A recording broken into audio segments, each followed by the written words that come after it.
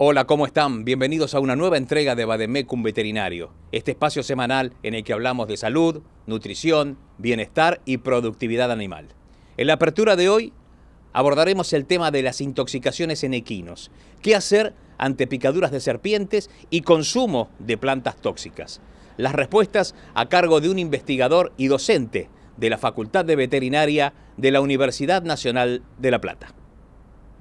Cuando consideramos a las diferentes especies de interés veterinario y las intoxicaciones a las cuales están supeditadas, el equino tiene algo bastante particular, ¿no es cierto? Lo decía un profesor mío hace muchísimos años, que el equino tiene una boca exquisita, dando a entender esta cuestión de selectividad que tiene la especie para con lo que ingiere, ¿no es cierto? Con los alimentos o bien con los objetos que lo rodean. Pero bueno, tampoco esto es una ciencia al 100% y obviamente que existen cuestiones individuales en la especie que hacen que en algunas situaciones consuman sustancias tóxicas o están expuestos a sustancias tóxicas, ¿no? Así que son no muy frecuentes, ¿sí? Por esta cuestión que le acabo de mencionar con respecto a la especie, pero sí hay otras relacionadas a cuestiones de manejo, accidentes con respecto a plantas tóxicas que pueden haber en el predio o en algunas situaciones también los envenenamientos por serpientes venenosas, como es el caso de las yarará, por ejemplo, que bueno, la especie equina es bastante susceptible a estas cuestiones.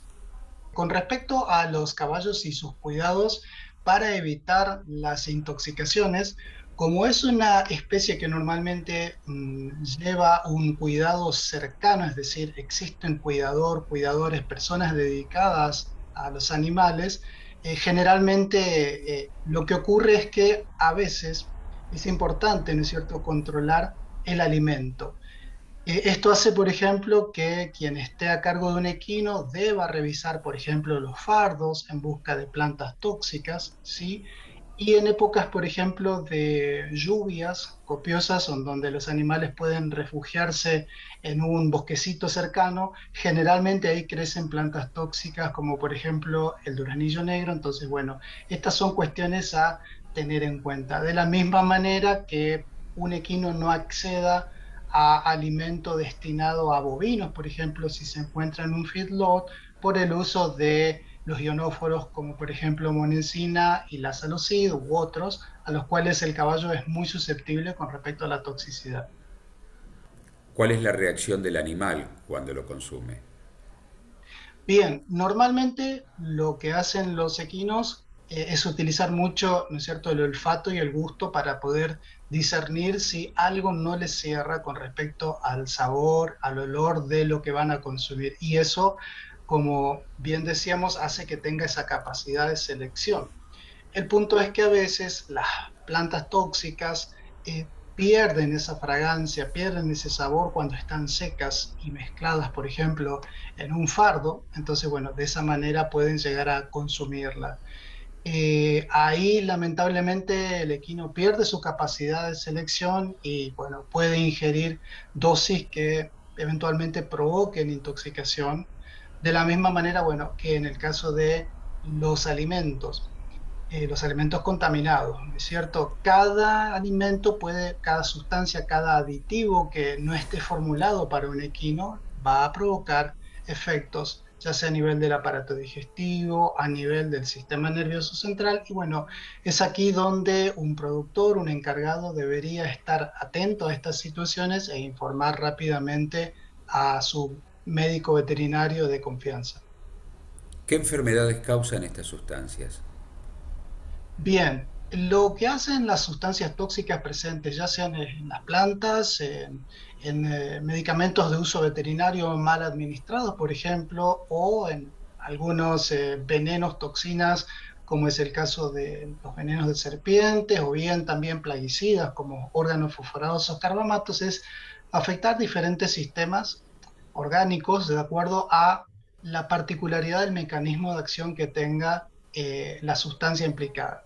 En el caso, por ejemplo, de las plantas hepatotóxicas, como su nombre lo indica, tal es el caso del sunchillo o yuyo sapo, por ejemplo, también se llama, o del duraznillo negro, afectan principalmente al hígado, produciendo una necrosis hepática, es decir, el daño irreversible, la muerte de las células hepáticas, de tal manera de que eso puede provocar un desenlace fatal rápidamente. En el caso de los venenos de las víboras como las yarará, tienen un efecto local, es decir, en el sitio de la mordedura. Básicamente lo que hace el equino es, eh, en el momento de agacharse para ingerir el alimento, la pastura, la serpiente se siente amenazada y muerde. Entonces normalmente la mordedura se encuentra en la región del rostro, de la cara, del morro, y eso provoca gran hinchazón, hemorragia, mucho dolor e incomodidad en el caballo. Y bueno, pudiendo también presentarse síntomas sistémicos como por ejemplo incoagulabilidad de la sangre. Así que bueno, y en el caso de los fosforados y carbamatos, si bien no son situaciones frecuentes en el caballo, a veces hay también intoxicaciones maliciosas, es decir, estas en las cuales hay animosidad por parte de una persona que inescrupulosamente utiliza eso o en el alimento o en el agua de bebida. Y ahí sí los síntomas y signos son muy variados, porque este tipo de principios activos afectan prácticamente a todos los órganos y sistemas, pudiendo observarse una gran secreción a nivel del árbol bronquial, alteraciones cardíacas y sobre todo las afecciones neurológicas que pueden dar, por ejemplo, gran excitación y convulsiones. ¿Qué tratamiento es posible hacer? Bien, el tratamiento dependerá obviamente de la presencia de un profesional porque realmente es una situación de emergencia. Lo que tiene que hacer un productor, un encargado de un equino ante un caso de una supuesta intoxicación es, dentro de lo posible, tratar de mantener la calma. Si la exposición ha sido en la piel, intentará la descontaminación con un baño, deberá protegerse él o ella con algún guante de estos de butilo o nitrilo para justamente no exponerse a la sustancia tóxica, y los baños normalmente tienen que durar 10 a 15 minutos. Luego, un profesional administrará, si es posible, algún antídoto, lo cual no siempre existe. El abanico de posibilidades es bastante limitado. Y si un tratamiento sintomático, es decir, cada síntoma que va apareciendo, el profesional trata de controlarlo con una medicación particular. En el caso, por ejemplo, por mencionar una situación, la intoxicación por fosforados o carbamatos requiere dosis elevadas de atropina. ¿Sí? Se utiliza muchísimo para un tratamiento sintomático de la intoxicación. Entonces, un profesional siempre está preparado, o debería estarlo, ¿no es cierto?, para considerar la zona geográfica en la cual trabaja y de esa manera tener un botiquín de primeros auxilios o bien de intoxicaciones, como lo llamo yo. ¿Es posible hacer acciones en estos campos para sacar las sustancias tóxicas? En algunos casos es bastante complejo, ¿no es cierto? ¿Por qué? Porque algunas sustancias tienen una elevada persistencia en el ecosistema. Un derrame, una contaminación con un plaguicida como los organoclorados, que si bien están prohibidos en Argentina desde hace algún tiempo, todavía están circulando, tiene un impacto importante en el ambiente porque tienen alta persistencia, ¿sí? O sea, tardan muchísimo en degradarse. En el caso de otros grupos como fosforados o carbamatos, a veces un efecto de dilución, la utilización de la higiene para tratar de diluir la sustancia tóxica del lugar en el cual se ha encontrado el animal es muy importante, ¿sí? Y también son biodegradables, es decir, aproximadamente en un periodo que puede variar de acuerdo a cada sustancia tóxica, de entre 15 a 30 días estaría totalmente degradado. Con las plantas tóxicas y los animales venenosos es un poco más complicado, ¿no es cierto?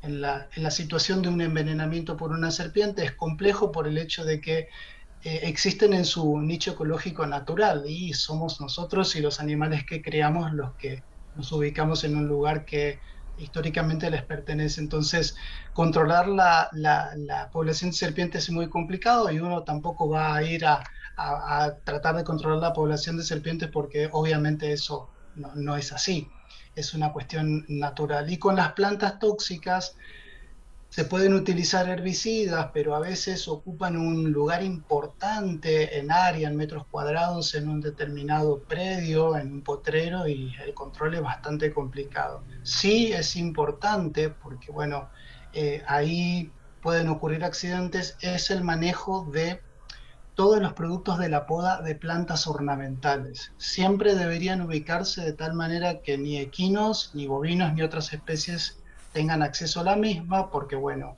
han ocurrido casos de intoxicaciones que luego de podar las plantas, tal es el caso del laurel del jardín, que es una planta muy tóxica, los animales la consumen porque es lo único verde en ese momento y así se intoxican algunas situaciones con un desenlace fatal. ¿Qué sugerencias das para ser precavidos y evitar este tipo de cuadros? Bien, perfecto. Lo importante, sí, como encargado, como propietario o como profesional a cargo, conocer el predio en el cual se encuentran los equinos, controlar la alimentación, es decir, qué tipo de alimentos va a ingerir el animal, sobre todo si hay de por medio una cuestión económica con el valor de los animales o también sentimental hacia los animales, de tal forma de evitar el posible riesgo de ingestión de plantas tóxicas. De la misma forma que observar el lugar y tener más o menos ubicadas a las plantas que se encuentran en donde están los equinos.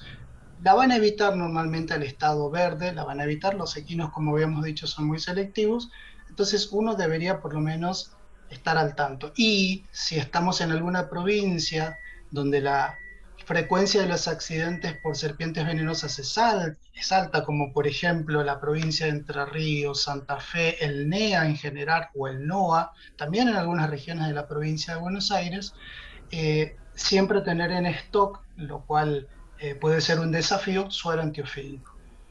En síntesis, la especie equina es bastante selectiva, como habíamos mencionado, para lo que va a ingerir. No deberíamos esperar una alta casuística de intoxicaciones, pero siempre hay que estar preparados para cualquier eventualidad. Existen laboratorios que pueden hacer diagnósticos complementarios, ¿sí? En algunos casos se requiere que el proceso esté judicializado, así que uno como propietario profesional debería estar al tanto de los requerimientos legales y de los laboratorios de toxicología como para poder abordar esto de ponerle un punto sobre la I a la causa que pudo haber provocado una intoxicación. Es momento de presentar a las empresas que nos acompañan a la hora de difundir conocimientos sobre medicina veterinaria y sanidad animal. Y recuerden que pueden ver todos los contenidos de este programa en nuestras redes y desde ellas también consultar e interactuar con nuestros entrevistados. Ya volvemos. Quédense en Canal Rural.